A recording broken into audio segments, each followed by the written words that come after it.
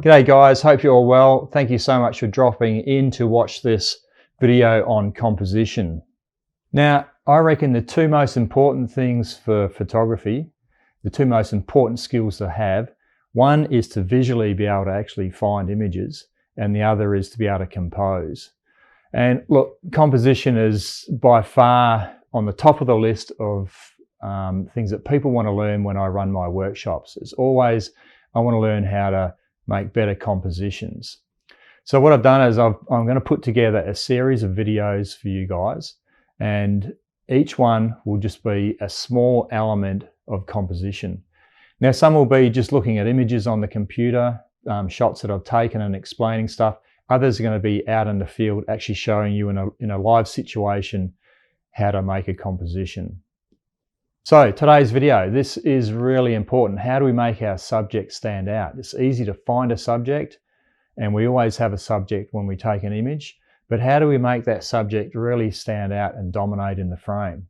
So what I've done is I've found a series of images that I've taken. It's about 6 in total, and right from the start you can see that I've got the subject. I've gone, yeah, bang, I know what I'm photographing here, but the first couple of shots, that just doesn't stand out.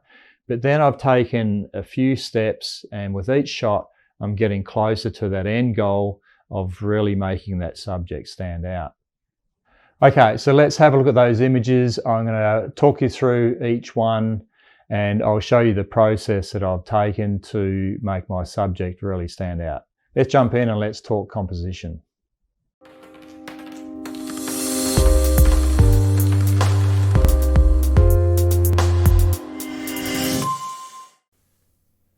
So let's look at each image, and I'll talk about each one individually. So look, this is the first one I took, and we can obviously see here what the subject is. It's obviously this big set of rocks in the middle that I've been attracted to. It sort of stands out from the other rocks. So I've seen that and gone, bang, okay, what a great subject. Let's start making some images about this. So look, this one here, I'm not saying it doesn't work. I think it's still quite a nice image. I mean, all the elements are there. We've got a great sky, we've got the ocean with a bit of movement in it, some nice color in there. We've got, you know, that big set of rocks in the middle, and we've got a nice foreground leading into it. So it works okay, but as far as making that set of rocks really jump out and stand out on the page, it's not working in that regard. So quite often this is what happens: is we find a subject, we start taking some shots of it, and we may get nice shots, but we don't always get the subject to really sort of stand out. So let's look at the second shot that I took. So what I've done is I've just moved slightly. I've just changed that foreground. I've probably felt maybe this is a little bit strong. So at this stage I haven't sort of really realized that my subject is not jumping off the page at me. I'm just exploring more, compositions that are available from where I am. I mean, I've probably only moved 2 feet to the left. So we've got a little bit of separation here with the main subject because of its tonal range. So you can see what I've done here is I've picked a nice colourful foreground to lead in, and because that main set of rocks is a lighter shade, then it is helping it separate a little bit from the rest of the image, but I still feel that big rock is just getting lost in the background. This set of rocks to the left here, I don't know, it's not jumping out at me. So then I've tried a landscape version. I've just tried something different, and look, again, I think this image works really well. It's a great image, but it's not making this set of rocks completely jump out. These rocks here are now not dominating. We've really got two subjects here. We've got this set of rocks, and we've got this really nice set of rocks over here. And I think in this particular shot, these rocks, the tone and the color in here is really nice, where this is looking a little bit bland. So in this situation, we're drawn a little bit between these two elements here. So look, I think I can still edit this image, and I think I can make it look really nice. But it's more a scene. It's more about the ocean, and just what's happening in the foreground here, rather than this set of rocks. Okay, so now we're starting to get somewhere. So now I've moved down. So what's happened, I've I'll just go back a couple. So up here, this is up quite high. You can see if you look at this ledge that I'm standing on, that goes down.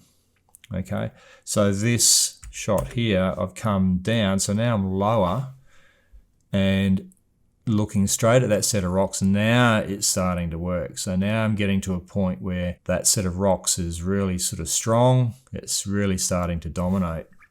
You can also see the whole shape of it has changed too. It's a completely different shape looking at it from this direction than further to the right. Now, just be careful here where I've moved down and got lower. I'm still shooting from eye level. So I've come down lower on the rock face, but I haven't got right down really low. I haven't dropped my camera down close to the ground. Personally, I don't do that very often. I'm not saying it's right or wrong. It's just not my style. I generally tend to shoot everything from eye level. Now, just be aware, if you do drop down really low, what happens is you will lose the height in your ocean here. So the higher we come up, the more ocean we have. The lower down we get, that's going to start to disappear. So if you do want ocean and color from the ocean in your image, just be aware of that. So I think this is really starting to work nicely. We've now, accomplished making that set of rocks really dominant, really sort of stand out in the frame. And you can see it's a little bit more simplified. We've just got this rock ledge leading in. Well, it's not even leading in, it's just a base that we're basically standing on, looking into the image from. Now, we've got a different coloured rock behind here, but because these tones are different, we have separation. If these were all one colour, then this would be bleeding into the back. And then again, it doesn't help that stand out. It doesn't help your subject stand out. And then, we've got separation on this side from this rock and the ocean. So that's working really nicely there. And so here I've stayed in the same area and I've explored just another angle, and I've picked up a different foreground. Like, I love this foreground. I love the way this shape and patterns in here, these now really lead you into that rock. Unfortunately, I have got movement on this picture. So if I zoom in here, you'll see some ghosting. This is a 6-second exposure, and I'd say what's happened is it may have been a little bit windy and my tripod has been knocked. So that's a bit of a lesson for everyone. Once you get a really good composition or a shot that you really like, take a few images. This one, in my defense, this would have been taken on a workshop, and during workshops I don't spend a lot of time taking my own photos. I'm basically taking just quick shots. So I wouldn't have double checked anything. So unfortunately that one can't be used, and it's probably the nicest one that I like. So what I've done now is I've come back along that rock ledge and just created a different composition where I'm using that ledge to lead in. So here it's still working really well. That rock is really jumping out. We don't have a lot of tonal difference here, but the difference is that this main rock is very big solid shapes. Okay, and just let me now mask that rock out. So once that is masked out, you can see it's very different to all of this foreground through here is a similar shape and texture, and it's got these sort of lines that they aren't straight lines, they're just little wavy lines, but this is all very uniform and it's very different to the main subject. So another way you can make your subject stand out is by using the shape of it and making the foreground and the other parts of the image different shape or texture to the actual subject. The other thing you don't want is when you have a strong subject and you want it to stand out and be dominant, you don't want it to be competing against anything else. So again, with a subject like this, I don't want a super sort of killer foreground where we just sort of stay in the foreground and don't move to the subject. I'll actually do another whole video on that, on selecting foregrounds and just the thought process and how I am sort of pretty particular in a foreground that I'll put into an image, and that'll be dictated by what is in the image. So have a look out for that video. That'll come a little bit later. Now let's have a look at the next one. So I've sort of finished up here and I've gone back to my landscape version just to try something different. And again, I think, as in the other landscape version that I shot, I think this is, it's a nice image. It works quite well, but we're a little bit torn between the two elements here. We've got this strong one over the right here, and then we've got our rocks on the left. So again, it sort of balances out quite nicely. It's a pleasing image, but to me, it's not super strong. And if you're drawn to a subject, and this was my main subject, then normally my goal is to make that really strong and dominant. And I only want one strong element to feature in an image, not two. So I think it works okay, but I think the vertical images work a lot better. And look, that's one way that you can remove elements, is by shooting vertical. And this is why I shoot a lot of my landscapes and seascapes are shot vertically, because we can remove other elements. And in a vertical shot, it's pretty obvious what the subject is. We're removing distractions from the left-hand side and right-hand side of the image.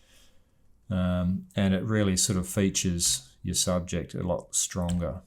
So I'm a big fan of vertical images. So that's the 7 images. I think the things to take away from this are, I've got 4 points here. So 1, your subject needs to be dominant in the frame. So if we look at images 3 and 4, so we can see in these two here, the subject is nice and strong.